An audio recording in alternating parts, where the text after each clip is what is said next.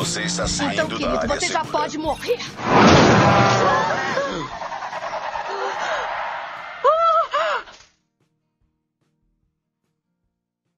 Quer beijar a piriguete, mas passou na lanchonete.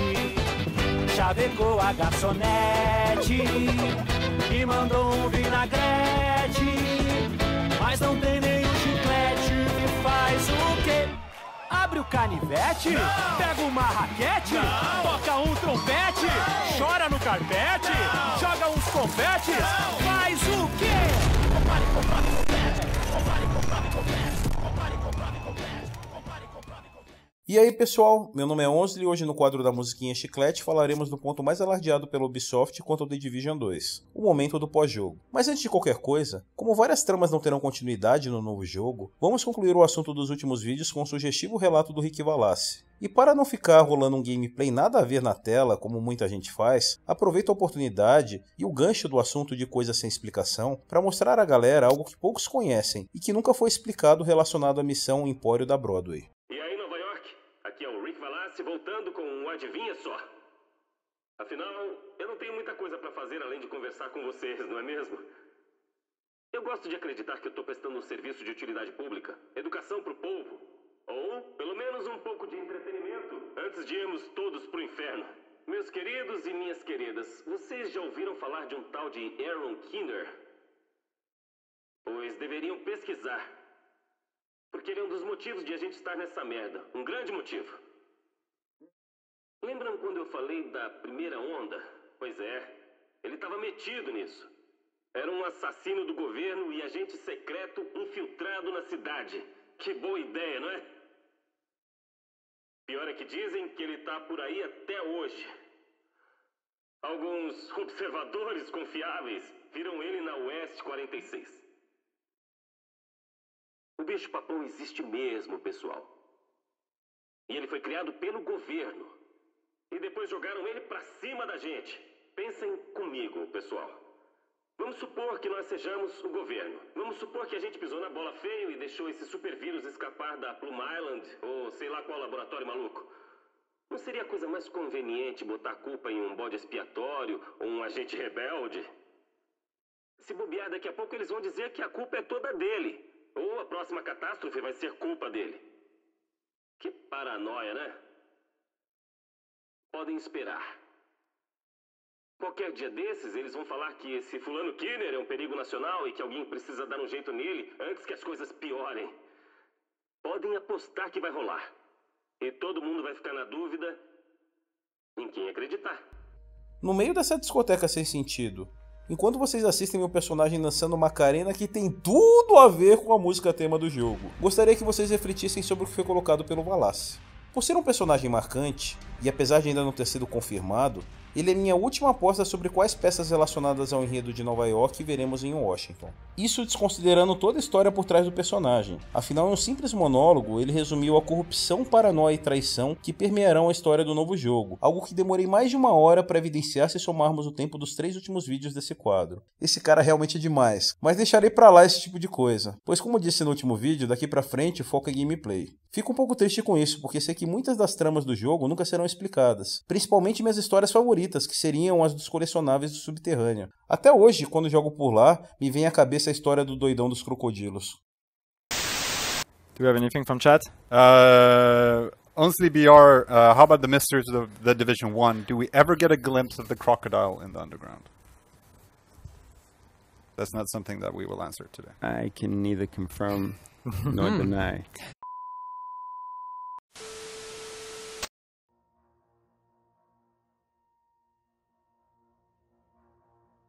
Há algum tempo fiz um vídeo do quadro de matemática falando sobre a importância da fase de pós-jogo, já que para a maioria a parte legal da jogatina só começa após o término do modo campanha.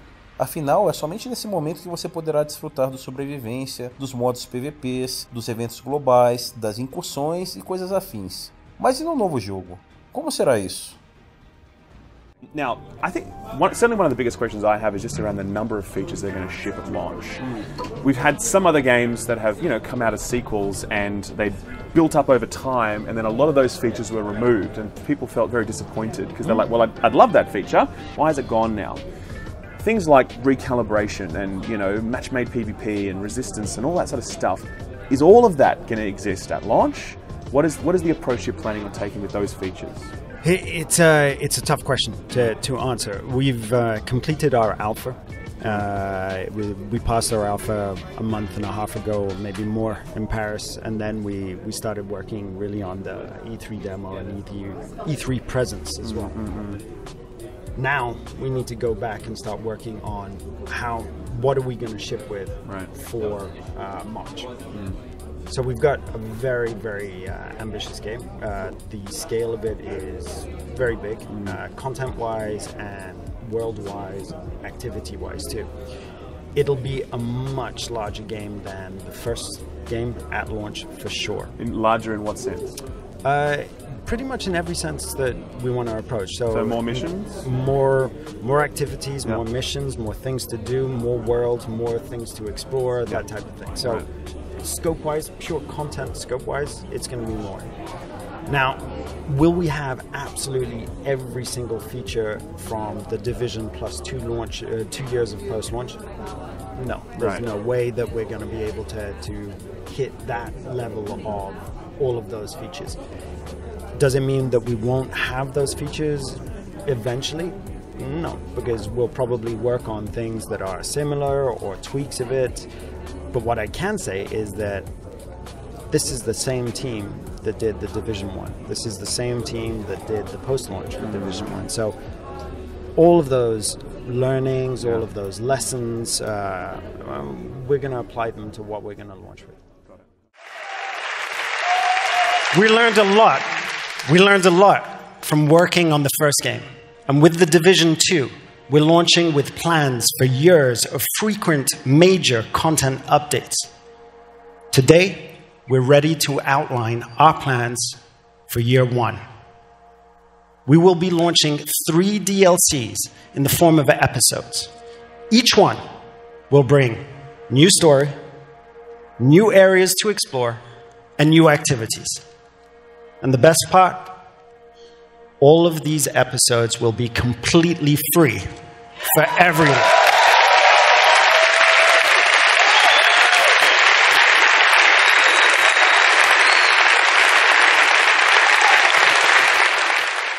Beleza, o cidadão nos respondeu a dúvida anterior e no novo jogo muitos recursos não virão logo no lançamento. Muita coisa que o pessoal curte só aparecerá nas DLCs, e algumas podem ser que nem sejam lançadas. O que mais gostei desse anúncio foi a citação, que além das expansões de mapa e modos de jogo, toda a DLC trará uma expansão da história. Algo bem diferente do jogo atual, onde após a conclusão do modo campanha, pouca coisa foi adicionada. Novas tramas sempre serão bem-vindas e na minha opinião, esse é um dos pontos fortes da 1.8. Além das informações óbvias, durante a apresentação, alguém de vocês reparou na primeira pista que a Massive nos deu sobre o pós-jogo? Será que foi uma mera coincidência? Um simples jogo de palavras? Ou foi a referência a algo que foi um sucesso na 1.7 e até hoje atrai para o PvE um volume ignorante de jogadores de tempos em tempos? With global events, we're adding challenges with big rewards, such as classified gear sets and vanity items. We've added 2 types of modifiers. Firstly, the global modifier, which will affect everywhere in the map. This will change the way that the players approach the game and make it more fun and make them more efficient at killing enemies. We've also added activity modifiers. These make things a little bit more difficult for the player, but the rewards will be worth the challenge. In the Division 2, Washington, D.C. must prepare for the greatest threat it has ever encountered. To face it, you and your fellow agents will need to bring your equipment and tactical abilities to the next level. Once agents reach the end of the main campaign, it's time to select a new progression path by picking a specialization. Antes de falarmos do segundo conteúdo do pós-jogo, que seriam as especializações, se meu palpite estiver certo e o negócio for tão óbvio assim, o pessoal não precisava ter mudado o nome, mexendo em uma única palavra e transformando um evento global em evento mundial. Que desnecessário. A mesma pegada rolou com as especializações, onde, apesar da alteração no seu uso ter sido gigantesca, também alteraram o nome em uma só palavra, passando de habilidades características que é o que temos hoje para armas características. Deixando de lado o que elas seriam, E focando na relação com o pós-jogo, podemos dizer que isso também é algo completamente diferente do modelo atual, já que hoje elas fazem parte das únicas árvores de progressão de personagem e são dadas como recompensas por restaurarmos a base de operações. Por outro lado, no novo jogo, elas serão árvores adicionais, que surgirão somente após o fim do modo campanha. E por serem a principal mudança que vimos até o momento das habilidades dos personagens, lendo nas entrelinhas do que já foi dito, os desenvolvedores já nos deram muitas pistas mostrando que vem mais delas por aí. When you reach max level, when you finish the campaign, we're going to give you a choice of a signature weapon. Now, the 3 signature weapons that we're talking about today are the crossbow, the 50 cal sniper rifle, and the grenade launcher. So it's really about giving the option to the player of going deeper into a playstyle and choosing exactly how they want to play. Doesn't mean that they're mutually exclusive. You can mix and match. You can choose a 50 cal sniper rifle, unlock some of its advantages, and then decide, okay, I want to go to demolitionist with the grenade launcher and unlock some sort of mods for my skills based on that progression path too. Repararam na parte que propositalmente coloquei em letras maiúsculas na legenda? Perceberam que o cidadão, ao invés de dizer que comentaria o recurso de especializações, ele fez questão de ressaltar que, naquele momento, ele só falaria sobre 3? Seria essa a prova de que teríamos mais delas vindo por aí? Eu acho que sim. Querem ver outra prova? Se pegarmos o gameplay da própria demo e compararmos os símbolos que as especializações do atirador de elite e do demolidor, constatamos que as mesmas não batem com as imagens divulgadas na apresentação do diretor criativo. O símbolo do demolidor visto na demo é algo novo, enquanto que o anterior mostrado na apresentação se encontra associado à especialização do atirador de elite, o que já nos deixa o símbolo inicial do atirador de elite vago para uso em qualquer nova especialização que seja lançada. Já te convenci que serão tantas especializações que no novo jogo, mesmo depois de terminado o modo campanha, teremos que constantemente desenvolver nossos personagens? Ainda não? Então vamos mostrar mais sinais que essas 3 especializações podem ser apenas a ponta do iceberg. Caso você visite a versão norte-americana do website oficial, perceberá que ao se referirem às especializações, é dito que seremos capazes de ativar uma de várias. A palavra several em inglês significa várias, diferente das figuras abaixo que dariam a impressão de serem somente 3.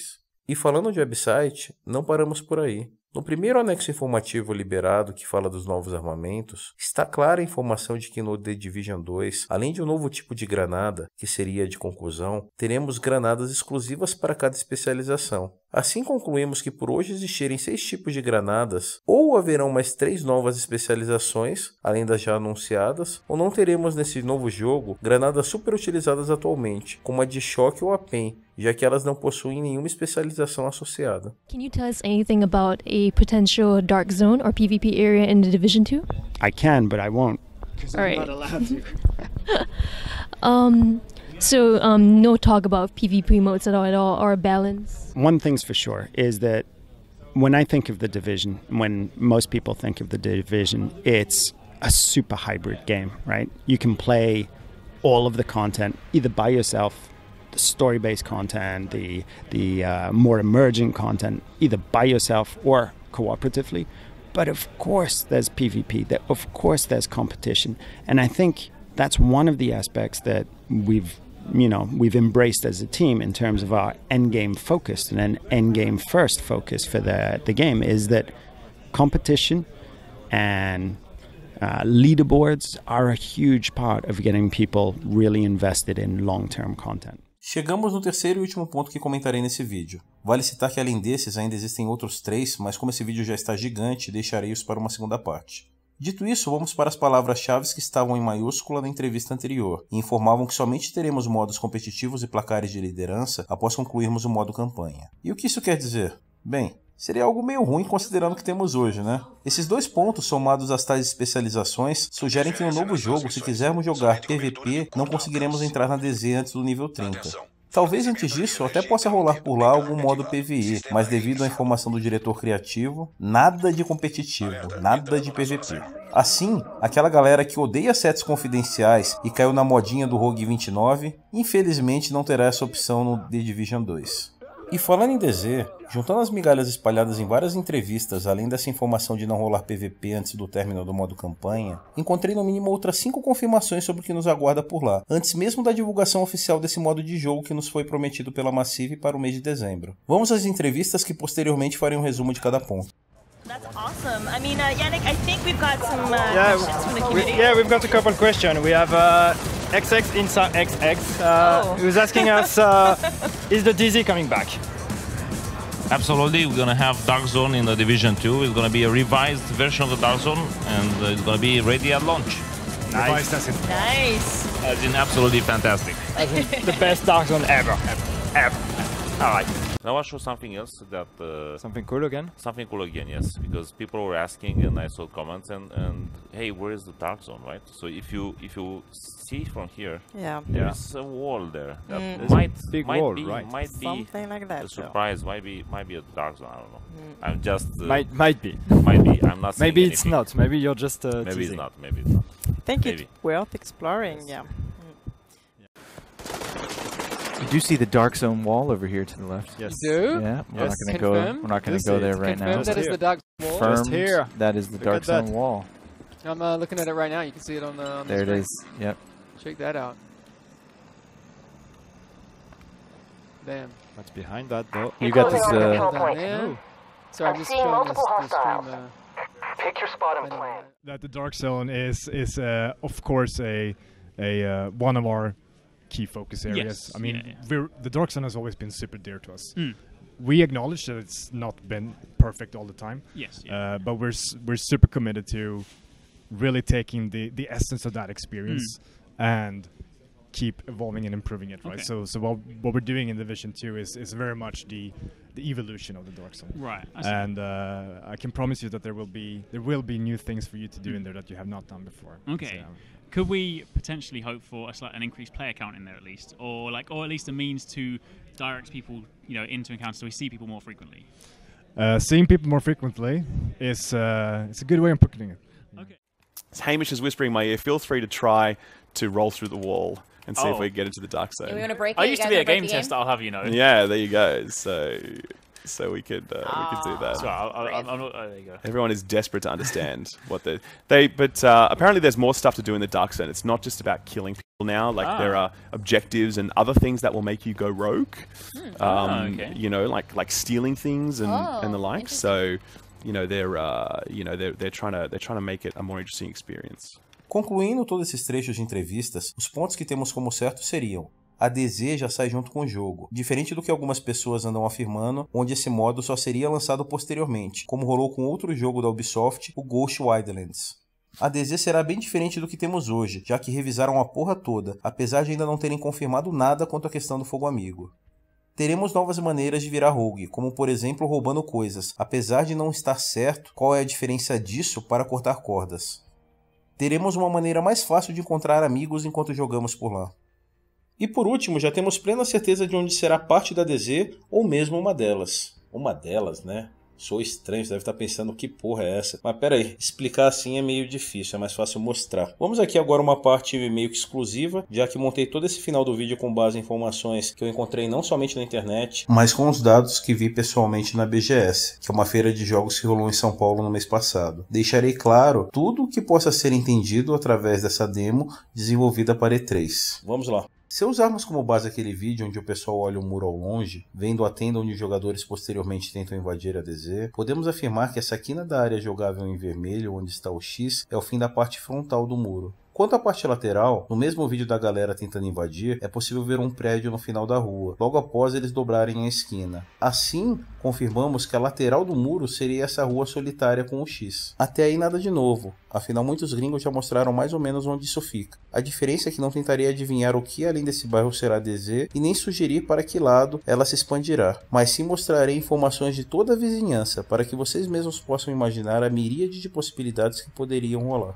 Vamos começar com uma afirmação, adotando como verdade absoluta que esse mapa mostrado em um evento recente pela Massive no Japão seria toda a área jogável, sem contar as DLCs, obviamente. Assim podemos entender que se a DZ vem logo no lançamento, não tem como ela continuar do lado direito ou superior desse bairro, já que são áreas vazias em branco. Estabelecido esse ponto, Como esse é o quadro das comparações, analisaremos o mapa com base na nossa experiência quanto ao primeiro jogo. Lembram de como começa o modo campanha? Esse acampamento foi o primeiro contato que tivemos em Manhattan após a saída do Brooklyn, e daqui é dado o pontapé inicial para a exploração de todo o mapa. Reparem que logo abaixo do nome dos bairros temos os níveis de dificuldade de cada um deles, e quanto mais próximo da última missão do jogo, a Assembleia, que fica do lado direito, maior seria o nível de dificuldade do bairro. Isso também vale para DZ. Inclusive esses números explicam porque os NPCs da parte sul da DZ, 1 a 3, são no máximo os roxos veteranos, enquanto que os da DZ Norte, 7 a 9, sempre serão os amarelos Elite. Com as peças que temos do quebra-cabeça, podemos imaginar que a mesma coisa vale para o novo jogo. Tomando por base o final daquele trailer com um aviãozinho de papel, podemos pressupor que nossos personagens venham do leste para Washington, através do cemitério de Arlington, que por ser uma área branca no mapa, não será algo jogável pelo menos no lançamento. Considerando um vazamento que rolou, proveniente de um evento da Ubisoft Brasil, já sabemos que a base de operações do novo jogo será a Casa Branca. E seguindo a lógica que ela seria nosso ponto principal no mapa, igual o prédio dos Correios no jogo atual, para chegarmos até ela só poderíamos atravessar bairros de nível baixo, pois nessa parte da campanha, nosso personagem não passaria de um 0 à esquerda. Assim, seguindo a filosofia do primeiro jogo, podemos supor que todos os bairros onde marquei com pegadas seriam bairros com nível de no máximo dificuldade 15. Até aqui tudo bem? Beleza, então vamos continuar. Através de alguns prints, obtidos de um streaming feito por um dos desenvolvedores em uma outra feira de jogos, percebemos que mesmo alguns poucos bairros sendo inacessíveis na demo, eles exibem seus nomes e o nível de dificuldade. E para nossa sorte, eles seriam justamente os mais próximos da DZ. Só isso basta para começar a confusão. Perceba que apesar de existir um bairro com nível elevado, os outros dois logo ao lado possuem níveis baixíssimos. Como isso seria possível, se os bairros de nível baixo seriam próximos da entrada no mapa lá do outro lado? As três respostas que imagino possíveis seriam: o trailer retratou apenas parte da verdade, algo incompleto no que se refere a Washington, onde, diferente do primeiro jogo, haveriam múltiplos pontos de entrada no mapa. Outra possibilidade seria que esses bairros sejam isolados entre si, por algo que você não consiga ultrapassar. Barreiras, como é o caso dos muros da DZ. Isso evitaria a situação horrível que seria um personagem de baixo nível dar de cara com inimigos 15 vezes mais fortes apenas atravessando uma rua. Ou por último, os desenvolvedores nos pregaram uma peça, colocando dados errados na demo ou uma entrada inexistente no trailer. E antes que você questione, qual seria a importância de analisarmos isso? Lembre-se do primeiro jogo. Apesar de rolar uma boa diferença de nível entre os NPCs da DZ1 e da DZ9, a variação seria pouca, pois na 1 temos a dificuldade com o número capcioso 24, e na 9 o nível de 30. Algo bem diferente dessa situação, com bairros de nível 2 e nível 3 logo ao lado de um outro que chega ao nível 30. Em resumo, se isso não for nenhuma pegadinha, seria impossível esses 4 bairros serem parte da DZ que descobrimos na Union Station, devido ao salto de dificuldade ignorante que rolaria apenas passando de um lado para o outro. Além dessa possível pista, o próximo ponto importante que conseguimos analisar seriam os eventos que existem em cada bairro, algo inexplorado até agora por qualquer canal, que dá mais base ainda para entendermos que é impossível qualquer pessoa afirmar nesse momento sobre qual seria o tamanho da DZ ou se haveriam mais de uma nesse mapa. Bora lá! Durante as 3 vezes que joguei essa demo, pude perceber que no mapa, seja propositalmente ou não, os desenvolvedores deixaram de esconder muita informação além dessa do nível. Isso vale para missões secundárias ou mesmo encontros, algo que não existe hoje na DZ, e de duas uma, inviabilizaria que todos os 3 bairros fossem extensão da Union Station, ou por outro lado, refletiria aquilo que foi colocado pelo diretor sobre novas coisas que teremos que fazer por lá e que nunca fizemos antes. Quem sabe? Começaremos com o bairro da Praça Judiciária, que seria o de maior nível de dificuldade. Ele seria aquele bairro que no mapa possui um local chamado Verizon Center, que seria um centro de eventos como o da Lexington no jogo atual. Nele encontrei um símbolo de uma pessoa com um círculo ao redor, que pelo texto associado será algo como um encontro, ou seja, algo inesperado que você encontra em alguma parte do mapa enquanto faz a exploração do local. Peço desculpas pelas imagens tremidas, mas foi uma aventura gravar isso enquanto jogava a demo. Como ela possui uma duração máxima de 15 minutos e haviam dezenas de outras pessoas na fila aguardando sua vez para jogar, tive que fazer tudo às pressas. Mas voltando ao assunto do encontro, reparem que ele seria algo relacionado à facção dos Filhos Puros, ou Herdeiros, como foi a nova tradução adotada pela versão do Piniquim do site oficial no mês passado, onde ele pede sua ajuda para evitar que alguns reféns sejam executados, algo semelhante ao que já vimos em um dos trailers. Keep moving. I didn't do anything. Some of you may believe the rules are unfair. That's too bad. Quiet, you! I said no more talking. The rules are not subject to negotiation. Shut up! Define the rules, and there will be consequences. Let's go. Come on. Go. Examples will be made. On your knees. Keep still.